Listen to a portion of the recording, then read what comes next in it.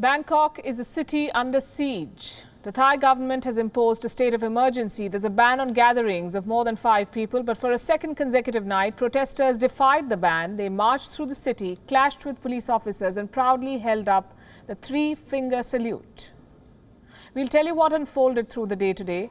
But before that, a quick backgrounder. What do these protesters want? 3 things: the government's resignation, a new constitution and reforms to the monarchy. Let's talk about the first demand. In 2014, Prayut Chan-o-cha led a military coup in Thailand. He promulgated a new constitution. He was appointed prime minister by a hand-picked parliament. 5 years later, he was re-elected. The opposition argued that the 2019 election was rigged. But their arguments did not matter because Prayut Chan-o-cha had the king by his side, which brings us to the other crucial demand: reforms to the monarchy. The Thai royal family wields considerable power. Late King Bhumibol was widely revered across the country. His son, not so much. The current king spends most of his time abroad with his harem.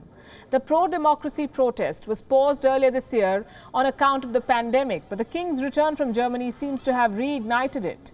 On Wednesday, as the royal motorcade was passing by, a group of protesters gathered around. They raised the 3-finger salute and shouted, "Our taxes." It seems like a peaceful form of dissent, but not in Thailand. 2 of those protesters have been arrested. Their charges: attempting violence against the Queen. If convicted, they could possibly get a death penalty, the death penalty. But the protesters are unfazed. Just listen to what one of them had to say before he surrendered to the police. The only obstacles to the realization of tomorrow will be the doubts of today. Let us move forward with a strong and active faith.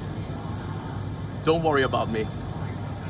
I will fight for the people of Thailand, for the people of the multi-alliance. I will fight for you, even if I have to risk it all. So, for those who are wondering, he was quoting Franklin Roosevelt. Let us move forward with a strong and active faith. That's exactly what is happening in Bangkok. An estimated 2,000 people were on the streets. Major intersections and the business district were occupied. They were chanting for the release of arrested pro-democracy activists. It did not take long for the riot police to arrive. A scuffle ensued. The police fired chemical-laced water from their cannons, but the people refused to leave. They remained on the streets well into the night. Such resolve in such large numbers. So what are the chances of success for these protesters? 2 things stand in their way: an equally defiant prime minister and a large conservative population. Prayut Chan-o-cha is trying to villainize the protesters. He has defended the ban on gatherings, and as for his resignation, he has no intention of putting in his papers.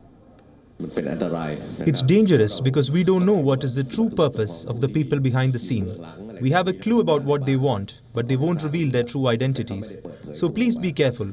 Don't fall in with the group deemed suspicious. What have I done wrong that I have to resign? What have I done wrong? I'm asking you. While many argue that Thailand is slipping towards an absolute monarchy, there are people who seem comfortable with such a change. Staunch loyalists of the Thai royal family. We saw a glimpse of this at the late king's death anniversary. Thousands of people turned up to pay their respects. So Thailand is at a crossroads right now. How it navigates this period could probably determine the country's future for many, many years to come. Will Thailand sway closer to autocracy, or will the protesters prevail? We'll be keeping a close watch. Thank you for watching Gravitas on WION's YouTube channel. If you want to stay up to date with what's happening around the world, then subscribe to our channel and don't forget to like and share. Thank you very much for watching. WION, World is One.